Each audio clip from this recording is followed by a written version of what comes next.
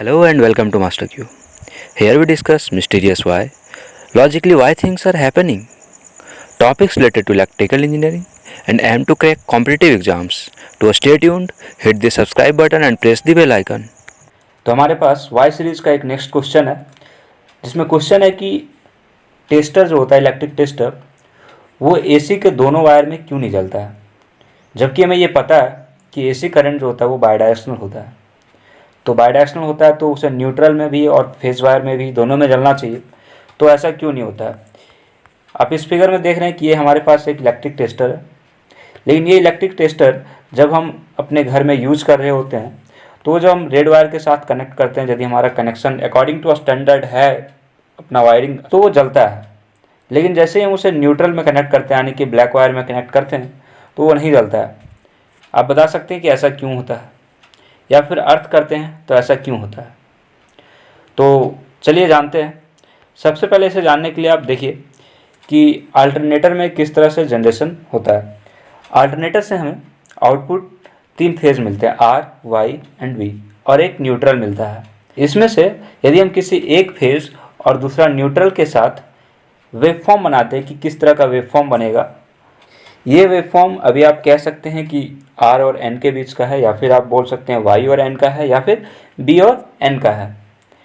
यदि हम तीनों का बनाएंगे तब भी कुछ इसी तरह का फिगर आएगा, लेकिन उसमें बस आपका जो वेवफॉर्म है वो लीड और लैग करेगा, लेकिन वो फिगर को कॉम्प्लिकेट कर देगा। इसलिए हम लोगों ने सिंगल फेज का ही वेवफॉर्म बनाया है। देखिए यहाँ पे क्या होता है, जो आप ये ब्लैक लाइन देख रहे हैं ये आपका इंडिकेट करता है जीरो पोटेंशियल, ठीक है। और इधर आपका पॉजिटिव पोटेंशियल है, इधर आपका नेगेटिव पोटेंशियल है, जो कि यहाँ पे आप देख रहे हैं मेंशन है। अब जो हमारा न्यूट्रल होता है वो न्यूट्रल होता है जीरो पोटेंशियल पे। वो जीरो पोटेंशियल पे क्यों होता है, क्योंकि आप इस फिगर से समझिए, आप इस तरह से यदि लिखें V R plus V Y plus V of B is equal to zero होता है। कहने का मतलब है कि यहाँ पे जो तीनों का समेशन पॉइंट है वहाँ पे न्यूट्रल में जो वोल्टेज होता है वो ज़ीरो होता है। तो न्यूट्रल में वोल्टेज ज़ीरो होने से आपका जो ये आप यहाँ पे ज़ीरो का लाइन देख रहे हैं जीरो पोटेंशियल का, ये आपका न्यूट्रल को इंडिकेट करता है। और ये जो आप वेवफॉर्म देख रहे हैं ये वेवफॉर्म आपका किसी फेज का है। तो आप कभी भी कंफ्यूज ना करें कि पॉजिटिव साइड आपका फेज का है और नेगेटिव साइड जो जा रहा है वो न्यूट्रल का है, ऐसा नहीं है। ये पूरा का पूरा जो वेवफॉर्म देख रहे हैं आप, ये पूरा का पूरा वेवफॉर्म आपका फेज वायर का है। जब इस टेस्टर को हम लाइव वायर से या आप बोल ले फेज वायर से टच करते हैं तो होता ये है कि यहाँ पे एक हाई पोटेंशियल इसको मिल रहा होता है। ये आप देखिए यहाँ पे एक पोटेंशियल मिल रहा है, और दूसरा हम अपने बॉडी के थ्रू जब यहाँ पे टच करते हैं तो बॉडी के थ्रू हम उसे अर्थ दे देते हैं, और यहाँ पे एक पोटेंशियल मिल रहा है। तो आप यहाँ पे देख रहे हैं एक पोटेंशियल डिफरेंस भी था और हमने एक कंप्लीट सर्किट भी बनाया। तो ऐसा होने से यहाँ पे जो हमारा बल्ब लगा हुआ होता है वो बल्ब ग्लो करता है। आप यहाँ पे ध्यान देंगे, यदि हम लोग टेस्टर को जब कनेक्ट किए हुए हैं तो वहाँ से यदि नेगेटिव डायरेक्शन में करंट फ्लो कर रहा है, मीन्स नेगेटिव पोटेंशियल मिल रहा है, इसका मतलब है कि वहाँ पोटेंशियल डिफरेंस मिल रहा है और सर्किट तो ऑलरेडी कंप्लीट है, मतलब करंट फ्लो करेगा। करंट फ्लो करेगा तो डायरेक्शन उल्टा होने से टेस्टर को कोई फर्क नहीं पड़ता, टेस्टर का बल्ब तब भी जलेगा और इसलिए जलते रहता है। लेकिन आप जब दूसरे केस में देखें, दूसरे केस में क्या होता है, जैसे हम टेस्टर को न्यूट्रल वायर से कनेक्ट करते हैं तो न्यूट्रल वायर से कनेक्ट करने के बाद जब हम उसे बॉडी से फिर टच करते हैं तो हम उसे बॉडी के थ्रू अर्थ कर देते हैं, लेकिन न्यूट्रल वायर का वोल्टेज ऑलरेडी 0 वोल्ट है और हमारा जो अर्थ है उसका भी वोल्टेज 0 वोल्ट होता है। तो हम लोगों ने एक कंप्लीट क्लोज पाथ तो दिया। कंप्लीट क्लोज पाथ कैसे दिया इस बात पे अभी हम लोग आएंगे।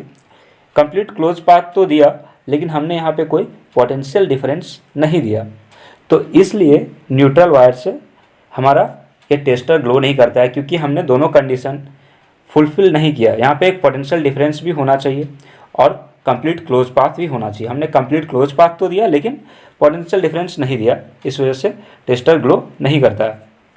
अब हम लोग देखते हैं कि आखिर न्यूट्रल से हमने बोला कि सर्किट को कंप्लीट कर रहे हैं कैसे। जहाँ पे हम लोग का जनरेटिंग स्टेशन होता है, जनरेटिंग स्टेशन पे न्यूट्रल वायर को ग्राउंड किया जाता है। और ये न्यूट्रल वायर को ग्राउंड क्यों करते हैं, मैंने बोला कि आर वाई बी ये तीनों का जो फेजर सम होता है, आइदर वोल्टेज का हो या फिर करंट का हो, वो 0 होता है। लेकिन जब हम किसी एक फेज़ पे ज़्यादा लोड देते हैं और दूसरे फेज़ पे लोड कम होता है या फिर नहीं होता है, तो ऐसे केस में हमारा वहाँ पे अनबैलेंस करंट और अनबैलेंस वोल्टेज बनता है, जो कि हमारे अल्टरनेटर को अफेक्ट कर सकता है। इसलिए हम जो भी हमारा अनबैलेंस वोल्टेज या करंट आ रहा है उसे थ्रू न्यूट्रल हम लोग अर्थ में ग्राउंड कर देते हैं। इससे हमें प्रोटेक्शन मिलता है अनबैलेंस वोल्टेज या फिर अनबैलेंस करंट से। और जब हम लोगों ने यहाँ पे अर्थ किया हुआ है और जब हम फिर से किसी फेज से टेस्टर के थ्रू अपने बॉडी के थ्रू हम अर्थ देते हैं, तो अर्थ टू अर्थ तो ऑलरेडी सर्किट कंप्लीटेड है। अब आप यहाँ से देख सकते हैं कि ये जो सर्किट है ये इस तरह से कुछ करके कंप्लीट हो गया है।